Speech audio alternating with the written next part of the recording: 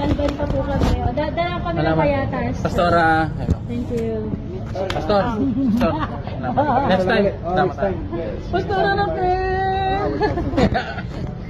You have a baby? Yeah. Almost coming. Baby rice. Baby rice. Mario.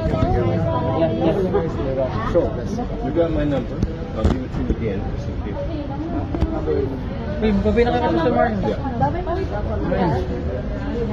Change it to old. So you guys going to start that Bible study? So 619. I'll send you the lessons. Probably start next week.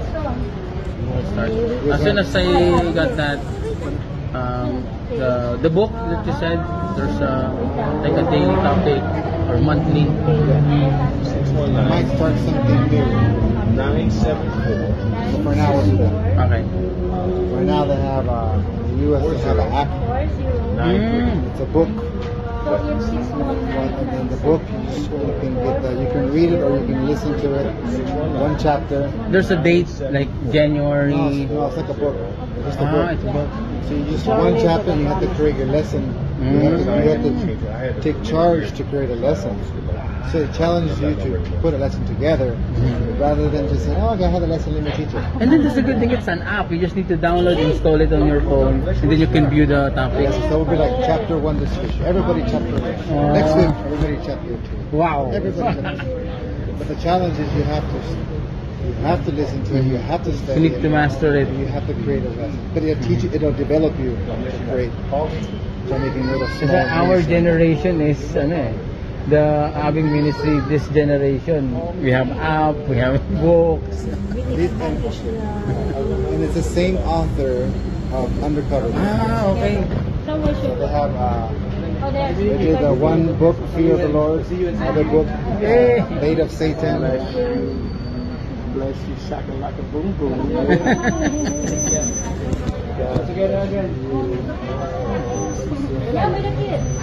Bless yourself. God bless you. Yes, I am. Stay connected more and more. Amen. And I want to get with your sister and them. I love them too. Yes. I love them. They don't have to do what they can do whatever they want. I love them. Yes. All right. Father. See you. Pastor. Yes. Thank you so much.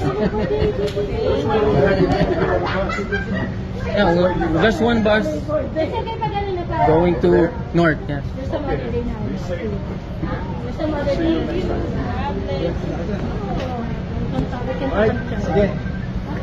Chat-chat na lang, chat-chat. Chat-chat na. Bye-bye. Chat-chat lang. Dito kayo? Oh, dito kami. Sige. Chat pala. Ay, papasok pa tayo sa mall? Pasok mo, pupunta muna kami sa mall. Papasok kami sa mall.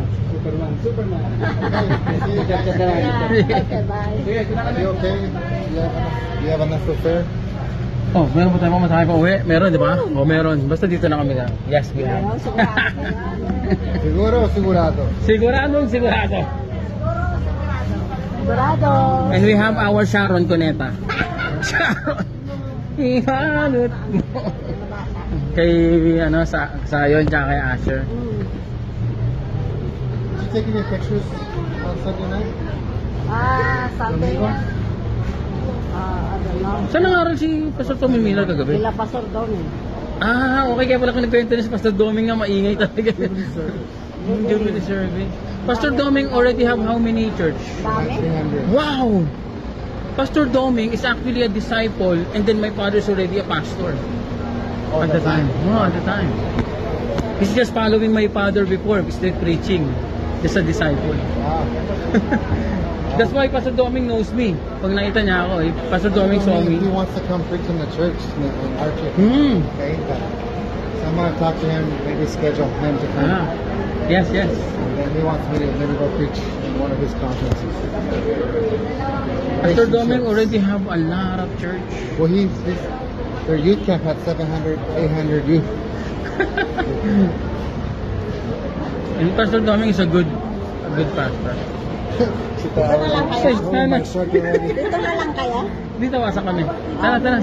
Papalamig muna. Hello. Okay na po. Thank you.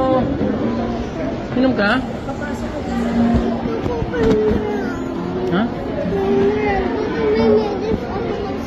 Sige, tara.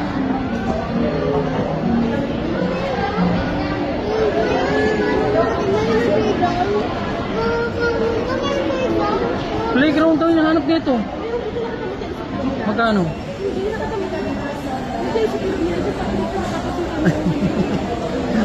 Playground na hanap namin, playground na.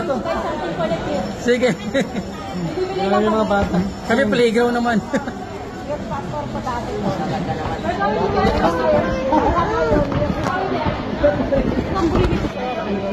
Oh, sila sila. Kilala naman. Naghanap kami ng playground para sa bata. Kaya nga eh. Palagi ko meron yan dito. Meron niya. Mga parang, sige.